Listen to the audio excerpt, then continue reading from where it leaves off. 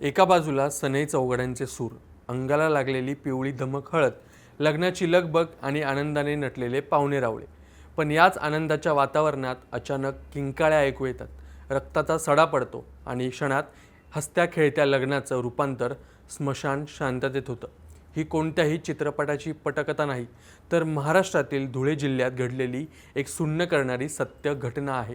ज्या मोबाईलच्या एका मेसेजने आपण एकमेकांशी जोडले जातो, त्याच व्हॉट्सअपच्या एका मेसेजवरून किंवा स्टेटसवरून कोणाचा तरी जीव घेतला जाऊ शकतो का? धुळ्याच्या साक्री तालुक्यातील पिंपळनेरमध्ये जे घडलं ते ऐकून आपला माणुसकीवरचा विश्वास उडेल. लग्नासारख्या पवित्र कार्यात दोन गट आमने सामने येतात आणि धारदार शस्त्रांनी एकमेकांवर सपासप वार करतात.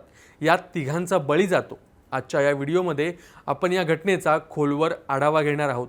सोशल मीडियावरील एक छोटीशी ठिणगी कशी एका मोठ्या संहाराला कारणीभूत ठरली आणि यामागे नक्की काय पार्श्वभूमी होती, हे आज आपण समजून घेऊया.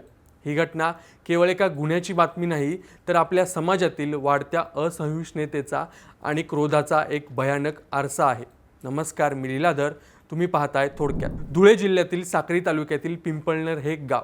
गावातील निळकंठ नगरमध्ये विजय गोसावी यांच्या मुलीच्या लग्नाचा कार्यक्रम सुरू होता. गुरुवारी दुपारची वेळ होती. घरासमोर मांडव पडला होता. हळदीचा कार्यक्रम आणि साखरपुड्याची तयारी एकाच वेळी सुरू होती. नातेवाईक लांबून लांबून आले होते. साक्री आणि शेजारच्या गुजरात राज्यातील सोनगड येथून पाहुणे मंडळी जमली होती. सगळीकडे उत्साहाचं वातावरण होतं, पण या उत्साहाच्या मागे एक सुडाची भावना धुमसत होती. याची कोणालाच कल्पना नव्हती. दुपारी साधारण 1 वाजेच्या सुमारेच अचानक दोन गट आमने सामने आले. सुरुवातीला शाब्दिक चकमक झाली, पण पाहता पाहता या वादाने हिंसक वळण घेतलं.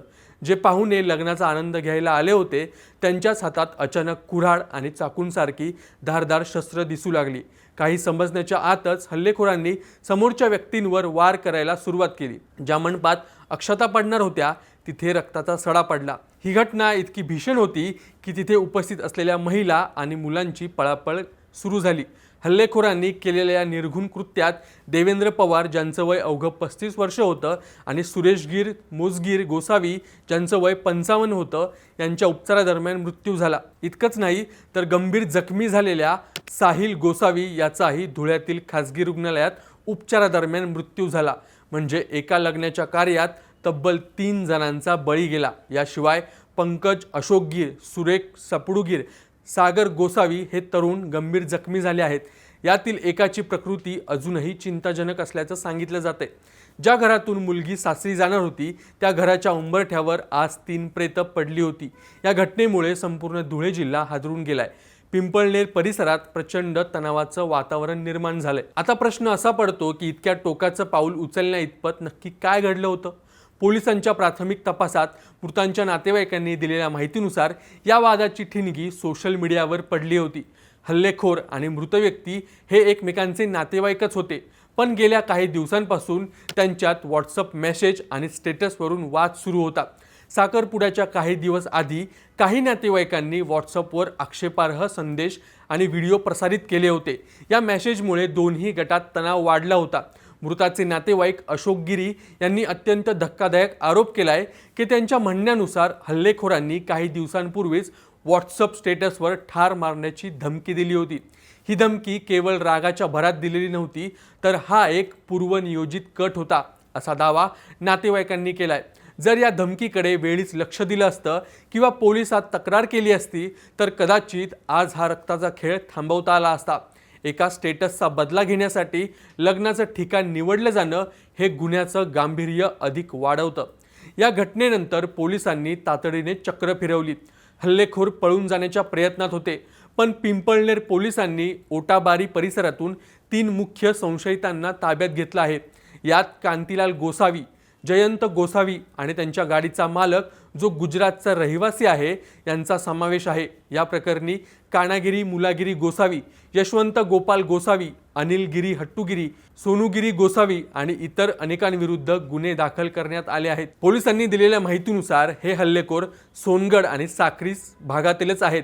लग्नाच्या निमित्ताने सर्वजण एकाच ठिकाणी जमणार आहेत हे माहीत असल्यामुळेच हल्लेखोरांनी शस्त्रांसह तिथे येण्याची तयारी केली होती का, याचा तपास आता पोलीस करत आहेत. ही घटना केवळ रागाच्या भरात घडली की यामागे काही जुनं शत्रुत्व होतं यावरही आता काम सुरू आहे। पण सध्या तरी व्हॉट्सअपवरचा तो एक मेसेज या संपूर्ण प्रकरणाच्या केंद्रस्थानी असल्याचं दिसत आहे। या संपूर्ण घटनेकडे पाहताना आपल्याला काही गंभीर गोष्टींचा विचार करावा लागेल। आज सोशल मीडिया हे केवळ संपर्काचं माध्यम राहिलेलं नाही, तर ते एक वैयक्तिक वादाचं आणि सुडाचं रणांगण बनत चाललं आहे।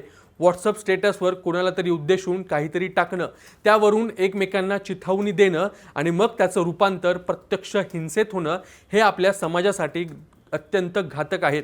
धुळ्यातील ही घटना आपल्याला इशारा देते की ऑनलाईन जगातील वाद जेव्हा ऑफलाईन जगात येतात तेव्हा ते किती विध्वंसक असू शकतात। एका लग्नाच्या घरात जिथे सनईचे सूर ऐकू यायला हवे होते तिथे आज पोलीस गाड्यांचे सायरन वाजत आहेत। 3 कुटुंबाचे आधार हिरावले आहेत आणि अनेक तरुण आता तुरुंगाच्या कोठडीत सडणार आहेत। हे सगळं टाळता आलं असतं का जर आपण थोडा संयम पाळला असता, जर आपण सोशल मीडियाचा वापर जबाबदारीने केला असता तर कदाचित हे चित्र वेगळं असतं।